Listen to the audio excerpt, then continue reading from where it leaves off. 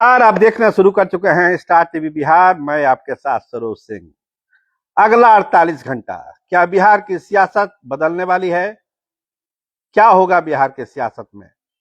क्योंकि 5 तारीख एक ऐसी तारीख बिहार के सियासत के लिए जो बहुत चीज तय कर देगी कि बिहार में होने क्या वाला है। क्या कोई बड़ा खेला होगा राज्यसभा चुनाव में? कुछ शर्तें तय की जा रही है, कुछ को समझाया जा रहा है, कुछ को मनाया जा रहा है। कुछ ऐसे चेहरे चौंकाने वाले नाम भी आ जाएंगे जिसकी हम लोग अभी तक चर्चा ही नहीं कर रहे हैं। होने क्या वाला है?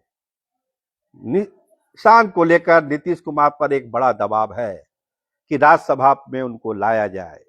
सवेरे से ही चाहे वो विजय चौधरी हो, अशोक चौधरी हो, श्रवण कुमार हो, बयान पर बयान आ रहा है कि वो शुभ घड़ी अब आने वाली है जब निशांत जेडीयू ज्वाइन करेंगे। तो क्या एक कार्यकर्ता के रूप पर ज्वाइन करेंगे या राज्यसभा का नॉमिनेशन करेंगे? ये भी बड़ा सवाल है। लेकिन जो अंदरूनी सोर्स है वो क्या बताते हैं? दबाव तो है नीतीश कुमार के ऊपर, लेकिन हरी झंडी मिलने का इंतजार है। आज के तारीख में जब हम आपसे बात कर रहे हैं आमने सामने, अभी भी निशांत के नाम पर हरी झंडी नीतीश कुमार की नहीं मिली है।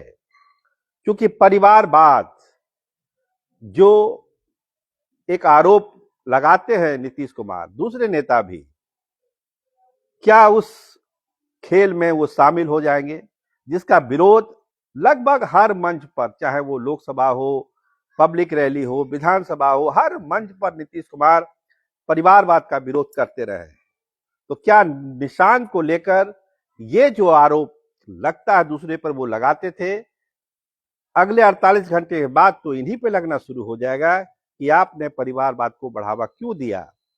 आप दूसरे को क्यों सोचते हैं? लालू यादव को क्यों कोसते हैं, या दूसरे नेताओं को, रामविलास जी को क्यों कोसते हैं? आपने तो खुद परिवारवाद की नींव रख दी, बुनियाद रख दी। इसीलिए अभी तक हाँ ना की स्थिति में नीतीश कुमार है। अभी तक निशांत कुमार के नाम को हरी झंडी नहीं मिली है। नाम बहुत तेजी से है, हो सकता है कि अंतिम मंजूरी मिल जाए। 5 को अंतिम दिन है, कल होली का दिन है, 5 को अंतिम दिन है नॉमिनेशन का। लेकिन आज के तारीख में अभी जब बात हो रही है, निशांत को लेकर कोई हरी झंडी नीतीश कुमार की तरफ से नहीं मिली है। आइए बात करिए उपेंद्र कुशवाहा की। दिल्ली से लौटे हैं, पत्रकारों से कोई बात एयरपोर्ट पर उन्होंने नहीं की। चेहरे पर एक खुशी दिखती है, लेकिन क्या कोई शर्त है, कोई कंडीशन है? देखिए, जो बहुत भरोसेमंद सूत्र है वो यही बताते हैं कि राज्यसभा में जो एंट्री होनी है उपेंद्र कुशवाहा की, वो कंडीशनल होगी, सशर्त होगी। अगर उस शर्त को उपेंद्र कुशवाहा मानते हैं तो राज्यसभा भी जाएंगे और उनके पुत्र दीपक प्रकाश एमएलसी भी बनेंगे, मंत्री तो वो है ही।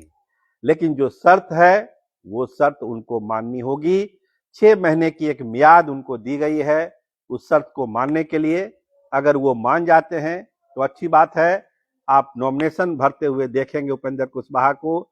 अगर उस शर्त को नहीं मानते हैं तब उस सूची में आपको उपेंद्र कुशवाहा का नाम नहीं मिलेगा। लेकिन संभावना है, दिल्ली में जो बातचीत हुई है, लगता है कहीं ना कहीं नरम पड़े हैं उपेंद्र कुशवाहा।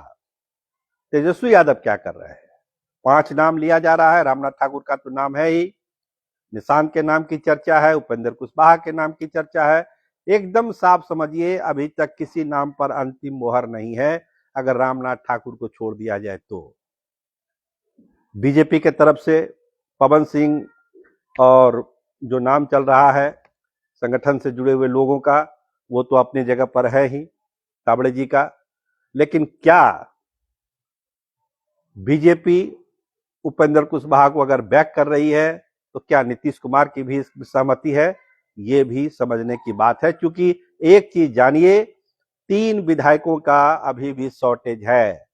संजय झा दावा कर रहे हैं कि हम 5 सीट जीत जाएंगे, लेकिन जो 3 विधायक घट रहे हैं उसका इंतजाम कैसे होगा? क्रॉस वोटिंग होगी, खरीद फरोख्त होगी, जिसके नीतीश कुमार बेहद ये रहते हैं, जिसका विरोध करते हैं नीतीश कुमार।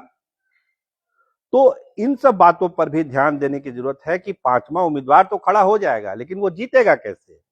क्या महागठबंधन आसानी से जीतने देगा पांचवें उम्मीदवार को? क्योंकि तैयारी तो तेजस्वी यादव की तरफ से है, जोर शोर से है। और ये आप मान लीजिए, जो आरजेडी से जुड़े हुए सूत्र बताते हैं कि क्रॉस वोटिंग कराना केवल एनडीए को नहीं आता है, क्रॉस वोटिंग कराना आरजेडी को भी आता है और कांग्रेस को भी आता है। तो एक बड़ा संदेशा तेजस्वी यादव दे रहे हैं क्रॉस वोटिंग को लेकर कि तैयार रहिए, उनका घोड़ा भी उतरने वाला है मैदान में। तो नो डाउट उनका घोड़ा भी उतरेगा। इसलिए पांचवी सीट पर जो भी उम्मीदवार होगा, वो उपेंद्र कुशवाहा हो चाहे जो हो, उनको जीतने के लिए पसीना बहाना पड़ेगा। तो क्या बीजेपी उनके लिए बैटिंग करेगी? यही सबसे बड़ा सवाल सत्ता के गलियारों में गूंज रहा है। केडी सिंह, एडी सिंह, भोला शर्मा, कहा जा रहा है कि भाई बड़ी बड़ी थैलियां खुल रही है पटना में, ऑफर पर ऑफर दिया जा रहा है, कोई लिमिट नहीं है ऑफर का, बड़े बड़े थैलियों का कोई लिमिट नहीं है जैसी की चर्चा है। देखिए, होली का समय है, कुछ लोग मजाक में भी बहुत सारी बातें कह दे रहे हैं, लेकिन सच्चाई कहीं न कहीं है। बहुत सारे प्रस्ताव, बहुत सारे प्रपोजल नए नए लोगों की तरफ से भी आ रहे हैं। और एक चीज मानिए, भोला शर्मा ने गंभीर उम्मीदवारी दे रहे हैं। अगर कोई भूमिहार प्रत्याशी नहीं हुआ एनडीए के तरफ से, तो समझिए कि आरजेडी किसी भूमिहार प्रत्याशी को उतारकर एक बड़ा खेल भी कर सकता है राज्यसभा के चुनाव में। तो अभी बहुत सारे पत्ते खुलने बाकी है, बहुत सारे घोड़ों को खुलना बाकी है, लेकिन इतना तय मानिए कि एक दिलचस्प मोड़ पर राज्यसभा का चुनाव पहुंच चुका है बिहार का। अपने अपने तरफ से तैयारियां पूरी है, वही जीतेगा। देखिए, वही जीतेगा ये राज्यसभा का चुनाव जो धैर्य रखेगा, संयम रखेगा और जिसका नेटवर्क सब पार्टियों में होगा। क्योंकि तेजस्वी यादव की इस बात को गौर करने की जरूरत है कि राजनीति का खेल उनको भी खेलने आता है, केवल एनडीए को नहीं खेलने आता है। तो इंतजार करिए 5 तारीख का, और रात तक का जो डेवलपमेंट होगा उसको भी हम अपडेट करेंगे। लेकिन फिलहाल स्थिति यही है कि किसी के नाम पर अभी कोई अंतिम मुहर नहीं लगी है। मोहर लगने के बाद अभी बीजेपी की भी लिस्ट आने वाली है थोड़ी देर में। अभी वहां पर मंथन चल रहा है दिल्ली में, वो लिस्ट भी आ जाएगी। और इधर पटना में तो सब चीज हो ही रहा है। तो इंतजार करिए, शाम में फिर मिलते हैं, आपको बताते हैं कि अंतिम सूची निकल कर क्या आई है। आप देखते रहिए स्टार टीवी बिहार। आपको होली की बहुत बहुत बधाई। प्रसन्न रहिए, खुश रहिए, अपना और अपनों का पूरा ख्याल रखिए। धन्यवाद, नमस्कार।